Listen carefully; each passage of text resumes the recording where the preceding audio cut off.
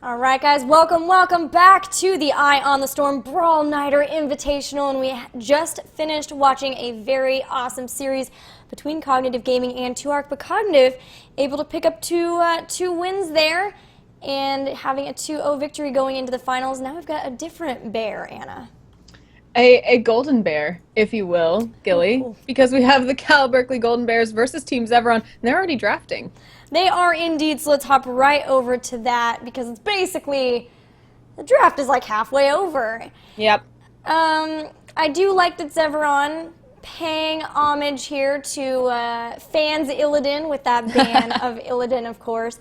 Berkeley choosing to ban another one of those strong melee assassins with Kerrigan. So looking at it so far, we've got Jaina Kael'thas Johanna for Zeveron and Zeratul Sylvanas for Berkeley.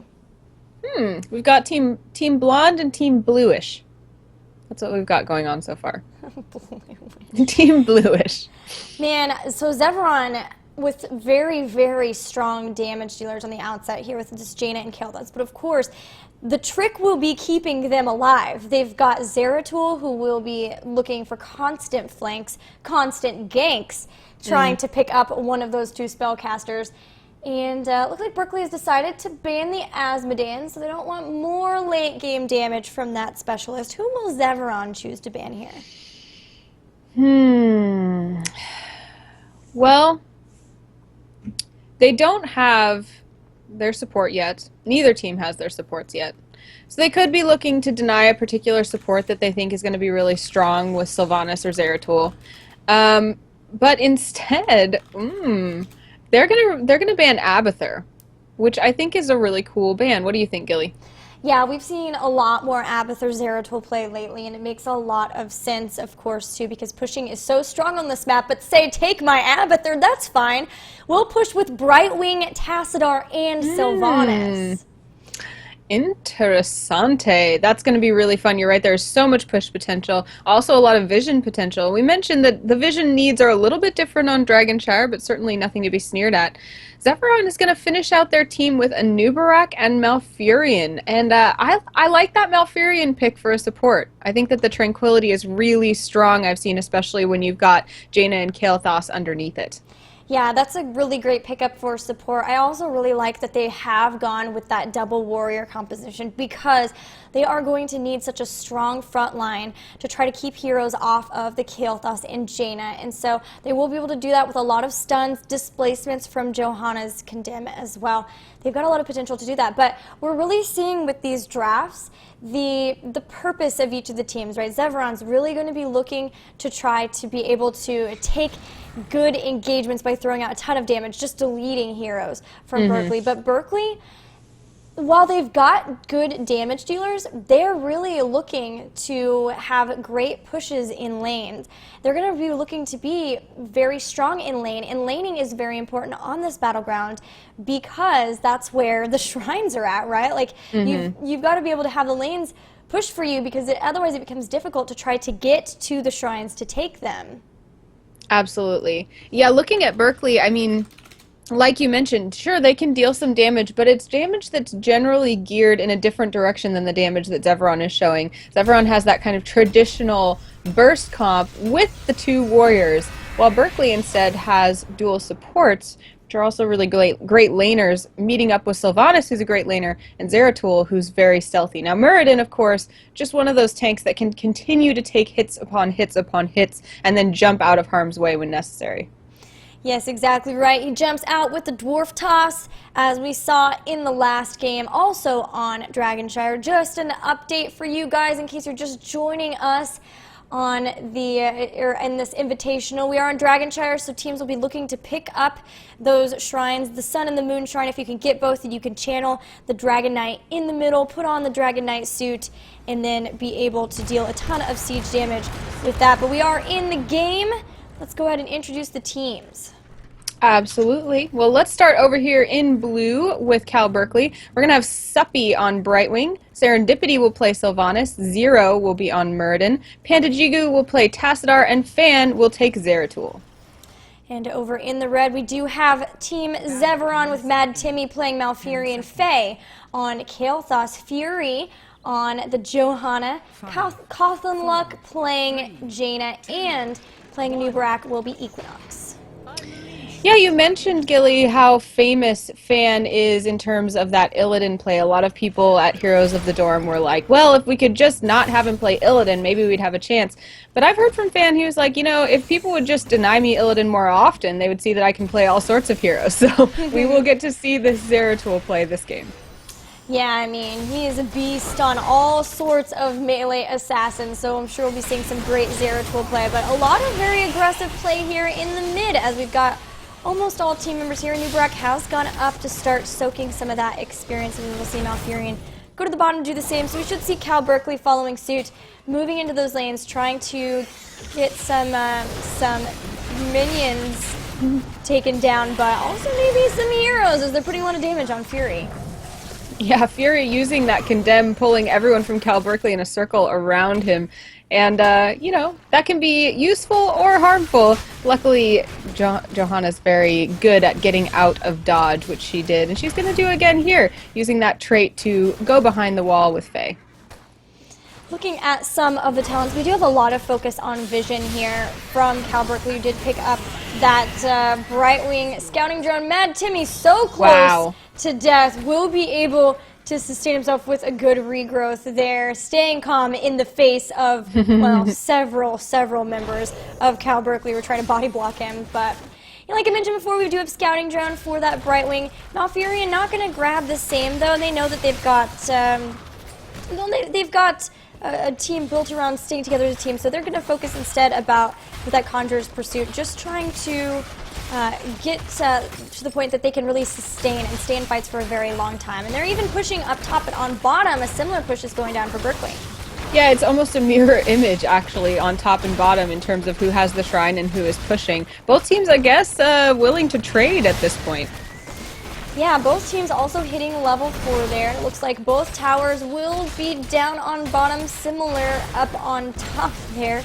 And it's very interesting. Just both sides just content to say, okay, you can take the towers and we'll just get the lane XP, I guess. Yeah, it looks like we do have Zeveron kind of falling down into the mid lane now, maybe looking for a pick. Panda Jigu is there, but probably won't oblige, won't be willing to lay down his life for that. Looks like we have some stealing going on up here at the top. Zero trying to grab that top shrine for Cal Berkeley. If they do, they will activate the Dragon Shrine, and they do have 3 members of their team here in the mid lane. Only Cawthon Luck there to defend. But it looks like they're not going to turn their attention toward the Dragon Knight. They're more interested in pushing and grabbing picks, so they're going to fall down here and look for Fury. Yeah, that's really good. They actually had sort of that rotation ready. They're going after Fury. A really great blink in will ensure that they're able to pick up that takedown on Johanna. But now can they escape? They've got to get away from the range of that flame strike there, and will be able to do so. Looking at the talents, we do have 2 promotes on the side of Cal Berkeley. So like I mentioned, they're really focusing on their ability to push lanes. And look at that. Look at all those promoted minions plus the Giants doing a lot of work there and keeping Zeveron far back in their lane. They're really not able to go in, and just now they're starting to head toward that shrine. Yeah, I love seeing Cal Berkeley have both shrines but pay no attention to the Dragon Knight. Like we were mentioning, the Dragon Knight is not necessarily always demanding that you, as a battleground mechanic, treat it like I grabbed both shrines, I immediately grab Dragon Knight. It's more about what are you preventing your enemy from doing, what are you taking as your own advantage, and if you know you have both shrines, you know that your enemy is going to be looking to grab at least one of those shrines very soon, so you can predict their movements based on that. We now see Panda Jigu is willing to take the Dragon Knight, but being denied by Faye and Fury, at least so far. Yeah, I really like this setup, this team composition that Berkeley does have, because since their lanes are so far pushed, they can either force Zeveron to take a long time before they can finally pick up shrines, or when the lanes are already pushed, then they can take advantages like they had in the mid, where Zeveron was keeping members at mid to stop, so they were able to go down to bottom and just take out that fort without even picking up the Dragon Knight, and that's given them the experience lead. Absolutely. We do see that Fury is trying to grab this bottom shrine, so take a little bit of the pressure off of them in terms of Zeveron feeling like the Dragon Knight might be grabbed at any moment. Serendipity not going to let that be long-lived, but the top shrine now does belong to Zeveron thanks to Equinox, who's trying to get some pressure back in that top lane. Yeah, Zeveron needs to catch back up in experience a little bit as they are starting to trail and heroic abilities are on their way. Looking at level 7 though, Jaina picked up Frost Armor, so actually realizing they have plenty of damage already in their composition and knowing that they need to just kind of up their sustainability a little bit. So picking that up, sacrificing a little bit of damage there at 7, but it looks like once again Zero on that Murden is going to be able to pick up that top shrine, and now will something be able to happen? It looks like we're having an engagement at this Bruisers actually, as Brightwing is going to come in. Fan getting so low, will be able to be taken out, but Cosmo so low is going to go down as well. Still, nobody has picked up these Bruisers. Fury going in, trying to pull people off the point, and Brightwing will go down now. Sylvanas is down too. They're starting to turn this a little bit. Fury will go down as well, but it's still 3-2 in favor of Zeveron. They're going to take out Murden. Secure the Bruisers, even going after Panda Jigu, who may not be able to escape here. They're going to take him out as well.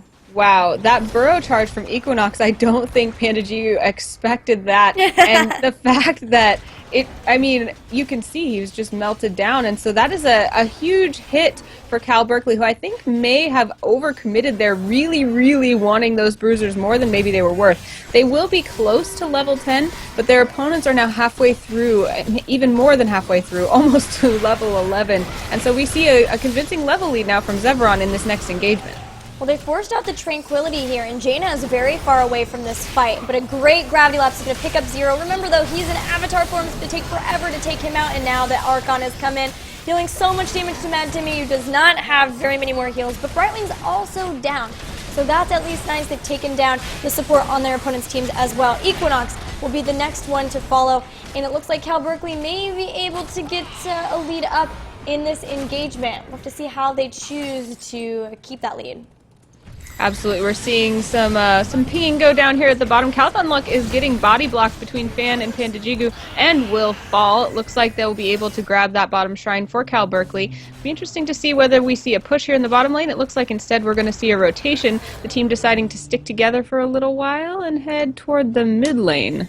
Yeah, they've got a power play here where they might be able to pick up that Dragon Knight, although a really good Phoenix is going to try to zone here as long as possible. Jaina's up in a few more seconds, but they still have to get into position. Actually doing a great job of sending members up here to the top, pushing Murden away, stopping Cal Berkeley from being able to pick up the Dragon Knight. Both teams doing a really good job of still being able to stop each other from picking up the Dragon Knight, even though they're losing members.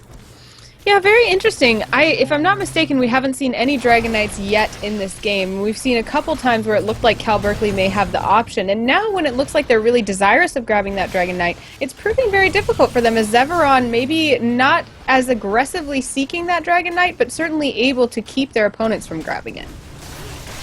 Yeah, but through all of this, Cal Berkeley have been able to constantly secure some Merc camps. And Zeveron has done the same. They've grabbed their own Siege Giants. Both teams very close in experience, and we are seeing Berkeley push just a little bit, trying to catch up in experience with some of those towers, but now they don't have Brightwing here. She can face shift it and has done so now. So now it is a full 5v5. A lot of damage going down on Malfurion. He's going to be taken out, which means no heals here for Zeveron, but a great Phoenix is going to help secure that Tassadar takedown. So now we've got Cal Berkeley on the run a little bit. Will they be able to take down Suppy? It looks like they will be able to with a great burrow charge coming in, helping ensure that takedown. And now we're going to see Zeveron immediately try to pick up the Dragon Knight. They've got 13. They've got 2 members down on their opponent's side. This could be our first Dragon Knight. Zero and Fan looking to make sure those Giants go down. They will likely look to also grab this bottom shrine if they can, but Calthunluck is going to be here to contest. And we've seen that Berkeley maybe not so able to deal with the straight-up damage of Zeveron so far in these engagements. They are going to back off because the Dragon Knight is now pushing on their mid lane, and they need to deal with that immediately.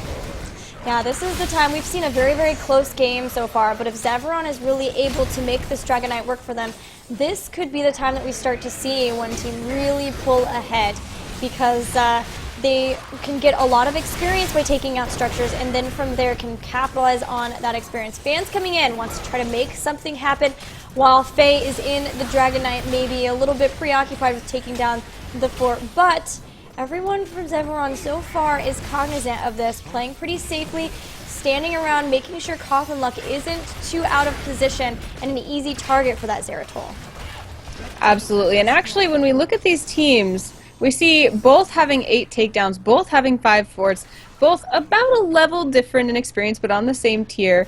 So right now the advantage is just in favor of Zeveron because they have this Dragon Knight. They were able to take out some structures, and that is going to give them that experience lead back that Berkeley had managed to grab. Now that they're out of the Dragon Knight, we'll see how they manage to keep that pressure up on the map. Yeah, we've got actually very close in structures, a close game all around as one fort down on each side, but we're going to have an engagement. Wailing Arrow coming in, silencing a Nubrak who's very, very low. They're trying to pick up the takedown, but a Tranquility is going to keep him alive, and now Great Roots are going to help take down Muradin and Sylvanas. Void Prison is stopping some members of Zeveron from being able to capitalize on this, but not all. They're going to head straight down to these neutral bruisers, try to get a good push going in toward bot because that fort is open and exposed. We're seeing that Berkeley is not getting the results they want out of team fights. Gilly, if you were Berkeley, would you start taking some of your really quality laners and spreading them out at this point in the game, or is that too dangerous at this high of a level? I mean, they definitely could definitely do that. The problem is that when you get pushed too far forward, then you become really vulnerable. So you can't just like completely spread out, and especially when you're down talent tiers. So what they really need is to maybe like you know, get some good pushes going and then really capitalize on that, like with some merc camps, and then once they have that, try to rotate and just like rotate so often that maybe Zeveron can't keep up, but it's pretty difficult whenever you're down talent tiers and whenever it's really easy to get caught out because Zeveron does have so much burst damage and can really quickly take people out. We actually saw Tassadar and Zeratul up there in that top lane pushing, but you were right, they were very aware that the fact that they were so far forward made them very vulnerable, and the second they saw a flash of red, they actually backed off here in the top lane. But they did manage to do a little bit of damage to that wall, not taking it down, but now Zeveron is very angry that they damaged their home, and they're going to reply with a push of their own here in the top lane. Berkeley is really close to 16 here. If they could pick up 16, oh actually they are going to do this, so they're going to go and push mid as well. So even though they started their push later, because they do have the Sylvanas, they're going to be able to take this down. And now they're caught up in talent tiers. Brightwing, of course, can be separated from the group. She can always phase shift in, so she's going to make sure and grab that shrine, just ensuring their opponents don't get another Dragon Knight. And now, this is the point, both teams are going to move around and try to clean up their lanes, but be very cognizant of those shrines. We may even just see one, you know, Zeveron take their lanes and rotate down to bottom, and Berkeley clear their lanes and rotate up to top. So kind of avoiding each other here a little bit, but trying to continue to lane as much as possible, keep them pushed, and keep up in experience. Both teams proving very light on their feet right now. A lot of movement between the top and the bottom of the map. Neither team staking out a particular area and staying there. We talked a little bit about this in Eye on the Storm previous to this, how that characterizes this game, that movement and the coordination between team members is what really makes Heroes special. And we're seeing that in full force here, as now Cal Berkeley seems to be communicating well about setting up a trap, but Fury knows what's going on. Yeah, they've got some vision with that Oracle, so they can possibly like catch where their opponents are and try to get a gank off of that. But it's pretty difficult because now they're up against level 16 Kael'thas, and they can't just like let. This is the point where they can't just let Zeveron continually poke at them with their damage, because with Jaina and Kael'thas, it's going to just slowly wear them down until it's a point where Zeveron feels like, hey, we can just engage in on this now. Let's just go in straight in with Equinox on that Anubarak. So it's a little bit difficult here as we do have a little bit of stalling here. Brightwing, meanwhile, is up top though. Remember, Brightwing can do this. She's got Promote, and she's using it to be able to push down this fort. And because she's completely alone, they know that all of their opponents are on this bottom. They might be able to catch back up here in structures and in experience. Yeah, I think what Berkeley really needs is the opportunities to run together into places where Zeveron is not, because we keep talking about how great their team is for pushing and how much they do probably at this point need to stay together. So they need to do that where Zeveron isn't. They may have had a brief opportunity there, but that opportunity has ended as now Zeveron is pushing against their bottom lane. They do, however, have Suppy on Brightwing up here and is going to take down a fort in the top lane because, as you mentioned, that phase shift allows him to return whenever needed for a team fight, which could be imminent down here in the bottom lane. Yeah, it's a great stall for them, for Berkeley, as they were able to secure a fort and didn't even lose a tower, just now losing a tower for it. So it really went in their favor there. but that does make their keep a little more vulnerable for fights later on, so it's something to consider. Brightwing still actually pushing, continually getting damaged, now starting to head toward the keep towers as well. So this stall is working out definitely for them. Zeveron, I think, realizing this now, is going to start to head out. Look, even Zeratul in the middle also getting experience. They've caught back up in experience. It's exactly what they needed to do. Yeah, I think that they really are aware of their team's strength, and their team strength is not going face-to-face with this burst damage composition in team fights against Zeveron. Their strength is taking out structures very quickly and managing lanes very well, and it looks like that's what they're doing at this point. That said, Zeveron has a lot of control down here in the bottom lane, is keeping their eye on this bruiser camp, which it looks like Berkeley is sniffing around too.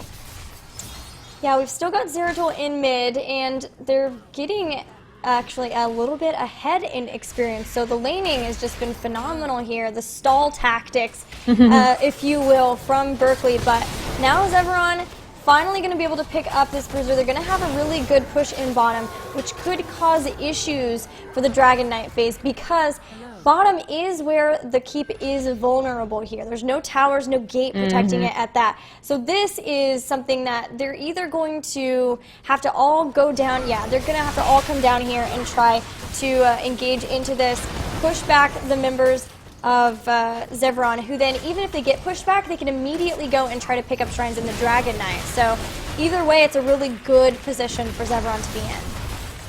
That said, Cal Berkeley now has two sets of bruisers pushing along with Brightwing in this top lane. She's through the wall and the turrets.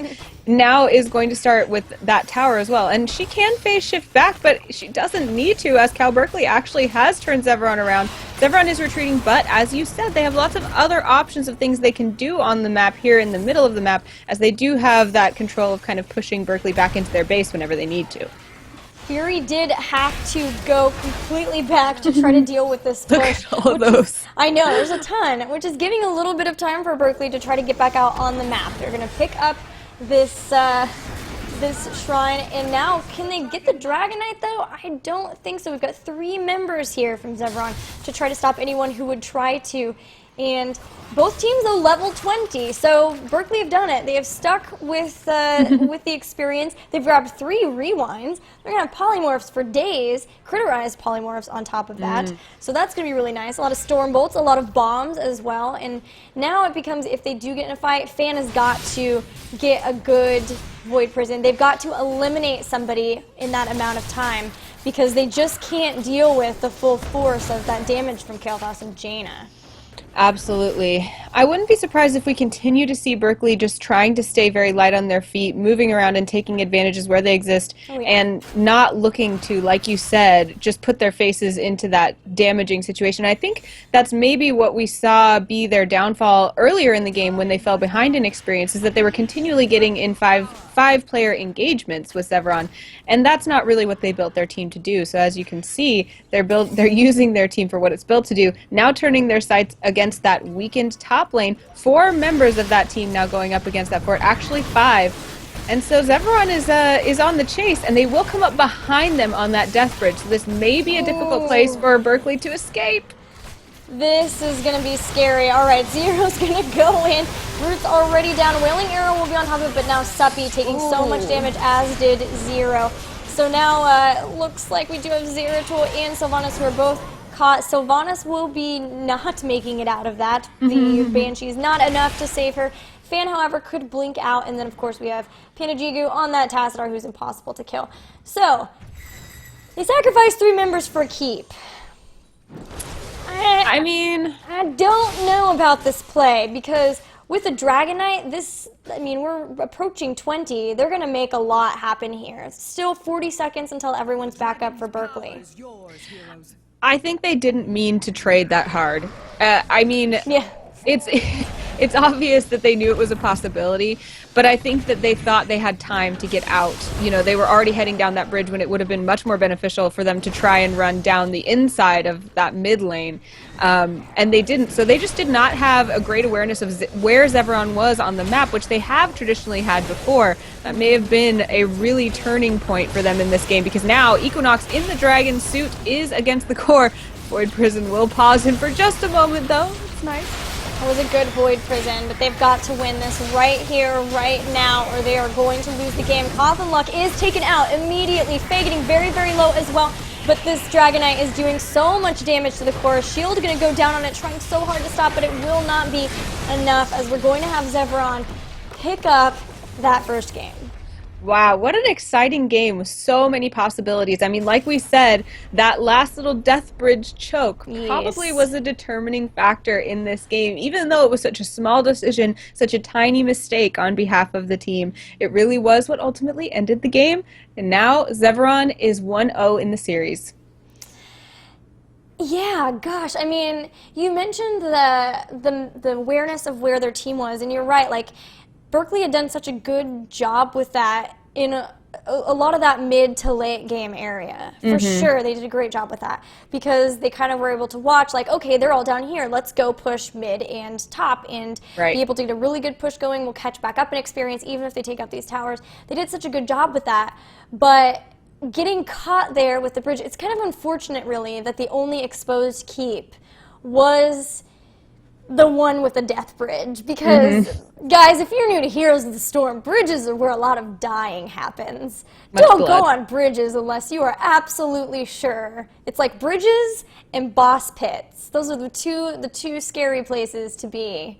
And yeah, I mean, they really were doing a great job figuring out their rotations, how they needed to do, being where their opponents were not, pushing where they could, and getting advantages. But yeah, that one spot was definitely the issue there. And it's not like they're like how Berkeley's team couldn't have dealt with a death bridge if they knew it was coming, but I feel like I saw a lot of surprise there. Like, I don't think they would have gone that direction if they knew it was coming. They could have tried to deal with it with something like a Void Prison and gone the other way or something like that. So I really think you're right that it had to do with, like, they had been very careful about vision so far, but got a little bit tunneled and maybe a little bit frantic to get that exposed keep. So it'll be interesting to see what kind of characteristic we see from them next game, whether we maybe see more patience, maybe we see more aggression. I'm not sure, but very well played by Zeveron, keeping the pressure on the entire game, drafting very well against this very scary laning comp. And they are now up 1-0. They have to take one more game to win this best of 3. Yes, guys, and we will get back to that next game very, very soon. We're going to take a quick break, play you some Heroes music while we get that set up, and when we come back, game 2 of this best of 3.